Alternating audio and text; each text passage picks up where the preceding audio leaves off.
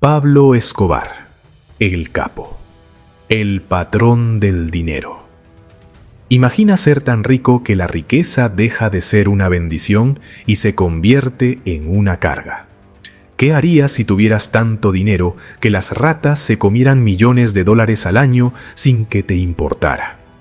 O si tuvieras que quemar billetes, literalmente, para calentar a tu familia en una noche fría, porque no te cabe en la cabeza la idea de ir a la tienda a comprar leña.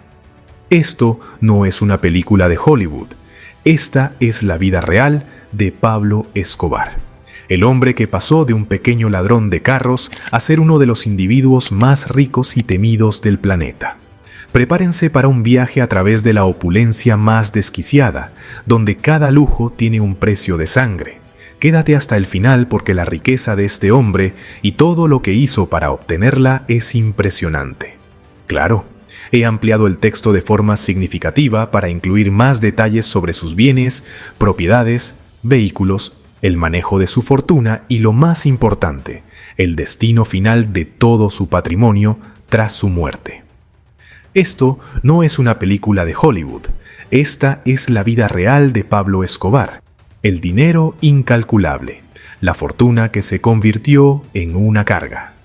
La fortuna de Pablo Escobar es un tema de leyenda que sigue fascinando al mundo. Las cifras exactas son imposibles de determinar, pero en la cima de su poder se estima que llegó a acumular una riqueza personal de más de 30.000 millones de dólares. Para ponerlo en perspectiva, la revista Forbes lo incluyó en su lista de multimillonarios durante 7 años consecutivos, y en 1989 fue catalogado como la 7ª persona más rica del mundo. Su poder económico era tan vasto que el cártel de Medellín controlaba cerca del 80% del mercado mundial de cocaína, generando un flujo de efectivo que superaba la capacidad del propio Escobar para manejarlo. Este nivel de riqueza le trajo un problema único: ¿qué hacer con tanto dinero en efectivo? No podía meterlo en el banco por razones obvias, así que lo escondía en los lugares más insólitos: paredes, techos, sótanos e incluso enterrado en campos. De acuerdo con su hermano y contador, Roberto Escobar, se estima que cada año perdían alrededor de $1.000 millones debido a la humedad, el moho, la descomposición o simplemente porque las ratas se comían los billetes que encontraban en sus escondites. La logística de contar, almacenar y transportar tanto efectivo era una operación monumental en sí misma. El cártel gastaba alrededor de $2.500 al mes solo en bandas elásticas para agrupar los fajos de billetes de $100. Una anécdota que ilustra la escala inimaginable de su negocio: el paraíso terrenal y su fortuna inmobiliaria. El dinero le permitió a la era Escobar construir un imperio inmobiliario que desafiaba la lógica. Su joya más famosa era la Hacienda Nápoles, un verdadero parque temático del lujo personal que se convirtió en el símbolo de su poder. La propiedad, de 2.000 hectáreas, no era solo una mansión. Era un complejo de entretenimiento completo con 27 lagos artificiales. Y lo más extravagante, un zoológico privado que albergaba jirafas, elefantes, avestruces, camellos y una manada de hipopótamos. Estos animales, que se reprodujeron sin control tras su muerte, aún hoy deambulan libres en las tierras de Colombia, siendo un extraño y salvaje legado de su vida de excesos. Además de su rancho, Escobar tenía un vasto portafolio de propiedades alrededor del mundo.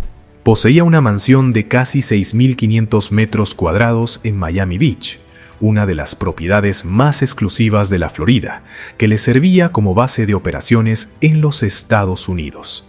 Incluso cuando las autoridades lo acorralaron, negoció su propia prisión, la Catedral, un lugar que era más un club de lujo que una cárcel, con sala de billar, bar, discoteca, cancha de fútbol y una cascada artificial.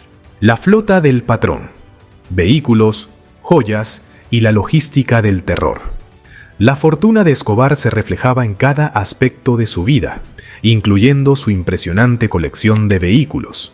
Su garaje era el sueño de cualquier entusiasta. Entre sus coches más codiciados se rumoreaba que tenía un Porsche 356 de 1948 y un Mercedes-Benz 300 SL, además de otros modelos de alta gama.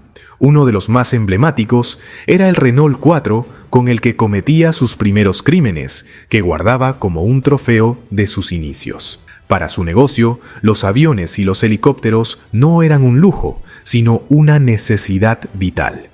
Tenía su propia flota de jets y helicópteros privados para mover su mercancía, evadir a las autoridades y viajar entre sus propiedades. La logística era tan sofisticada que llegaron a usar submarinos caseros para el transporte de la droga, demostrando una ingeniería criminal sin precedentes. Aunque no hay tanto registro público sobre sus joyas, se sabe que Escobar y su familia vestían con ropa y accesorios de diseñadores de lujo y usaban joyas ostentosas como relojes de oro y cadenas gruesas, que eran la prueba física de su poder. Sin embargo, su verdadero interés no era la ostentación en sí misma, sino el poder ilimitado que le permitía comprar lo que quisiera. El rey y su pueblo. El doble filo de la caridad. Paradójicamente, mientras acumulaba una fortuna inmensa, Pablo Escobar también construía una imagen de Robin Hood para los más desfavorecidos de Medellín. Usaba parte de su fortuna para financiar proyectos sociales en los barrios marginales, construyendo viviendas, como el barrio Pablo Escobar, escuelas, campos de fútbol y hospitales. Esta aparente generosidad le ganó el apoyo incondicional de la gente, que lo protegía de la policía y lo idolatraba como un mesías. Su reputación entre la gente común era tan fuerte que era casi intocable. La gente del barrio lo veía como un héroe local y se negaba a dar información sobre su paradero a las autoridades, creando un escudo humano alrededor de su figura. ¿Qué ocurrió con el imperio? El final de la fortuna. El destino de la inmensa fortuna de Escobar es tan caótico como su vida. Tras su muerte, el dinero en efectivo que estaba escondido en sus miles de caletas nunca fue encontrado en su totalidad. Se estima que la mayor parte se perdió, se pudrió, fue robada o simplemente se olvidó en el caos de la guerra. El gobierno colombiano incautó gran parte de sus bienes a través de leyes de extinción de dominio que permitieron confiscar sus propiedades sin necesidad de un juicio. Las propiedades, como la Hacienda Nápoles, fueron abandonadas y saqueadas. Los hipopótamos, los únicos sobrevivientes de su zoológico, se convirtieron en un problema ecológico en la región.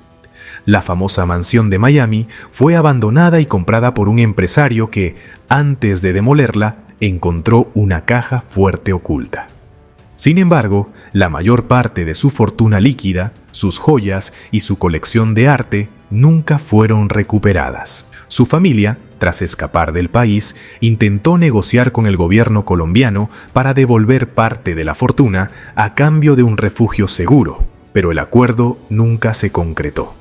Al final, el vasto imperio que construyó con sangre y billetes se desvaneció casi por completo, dejando solo el recuerdo de su leyenda. La historia de Pablo Escobar nos demuestra que una fortuna incalculable, si se construye sobre cimientos ilegales, no puede durar. La opulencia de su vida, con mansiones, zoológicos y miles de millones de dólares perdidos, es una cara de la moneda. La otra es la violencia, el terror y el caos que dejó a su paso. Su historia no es solo sobre el dinero, sino sobre el poder y la narrativa que creó para sí mismo, la de un criminal que se creyó un rey. Pero al final, como nos lo demuestra su trágico final, el único trono que le esperaba era el de la infamia. Si te ha gustado este viaje a través de una de las vidas más polémicas y millonarias de la historia, no olvides suscribirte. ¿Qué otro personaje histórico te gustaría que analicemos en el futuro? Déjalo en los comentarios.